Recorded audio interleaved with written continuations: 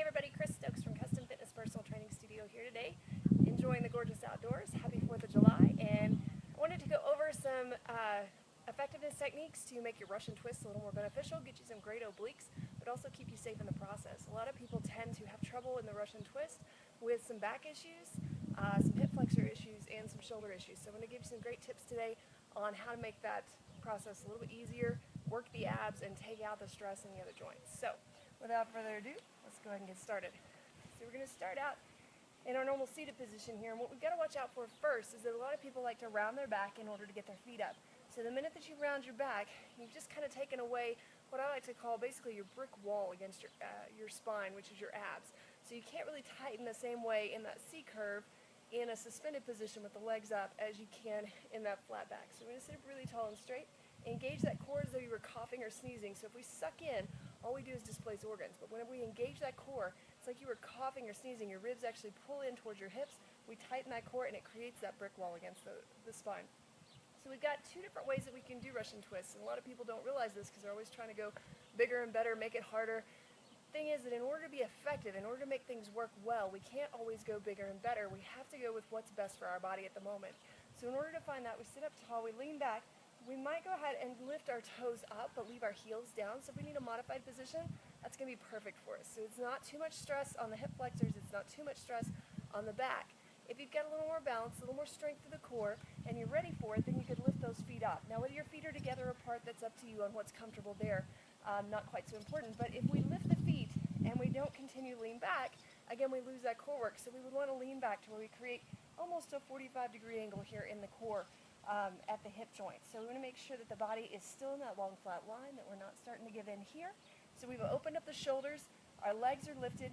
Now we've got two options from here. We can do it without weight, we can do it with weight. So I'll show you both, alright? So if my feet are lifted, my arms are here, I'm going to twist to the side, but I'm actually going to use the effort of my abs here to turn me. So I'm going to squeeze ribs to hips, and as I do that, it's going to pull me to the side instead of just twisting through the motion, okay? So again, we don't want that extra stress on the back. So whether our feet are up or down, we would use that core to twist and squeeze. And as we do that, we're going to be able to utilize those abs a little bit more. So you really want to make it purposeful, intentional, that you're squeezing to get over to that side and then releasing back to center and squeezing to the other side and back to center. You'll notice it's not a huge rotation. So again, feet down, feet up, your call. But if we're twisting to the side and we make it all the way over here, you'll notice that my hands have left my center. Hands should always be right in front of the sternum. It's going to protect our shoulders, it's going to protect our back, and really you're not getting any more ab work over here than what you do here, okay? So if you're really working on squeezing through that core to get to where you want to be, then you're not going to get any more ab work with those arms flying to the sides than what you would otherwise. Okay, body weight wise, number 2, extend the lever. So you can go here, same thing. So a longer lever is going to give you more resistance, which is going to cause the body to work a little bit harder. You could still extend that lever if your feet were down and do the same thing.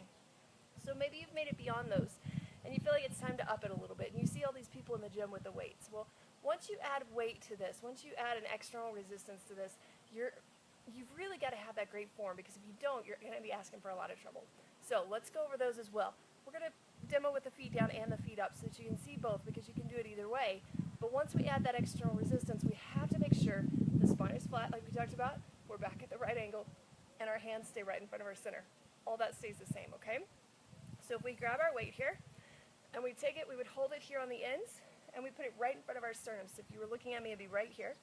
And we're going to sit nice and tall. We're going to lean to the back and create that long angle through the hips. So toes are up, heels are down if we're modifying, feet are up otherwise, and we're going to start to rotate here. So we rotate to the side. We squeeze through the core, make it intentional to twist, and same thing, you'll notice that the weight is not leaving my center. I'm not trying to fling it to the side each time. It stays in nice and tight. So how do we make this a little more challenging? We can extend the lever. I wouldn't recommend any more than a 90-degree bend in the elbow, because then you're going to get too much shoulder stress if you start to straighten the arms out too much. So you can go here.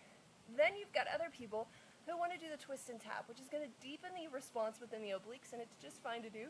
However, as we twist and tap, we want to make sure that we keep that shoulder safe. Shoulders are so delicate, and it's too easy to get hurt with them. So long flat back, sitting nice and tall, lean it back. We're going to take it to the side, get that same twist, intentionally twist to the side, squeeze, and then we just bring it down. We tap it right beside or right behind our hip. But if you take it back here, what you've noticed is that that shoulder's now opened up. Now that shoulder is the only thing that's going to be able to bring that weight back up.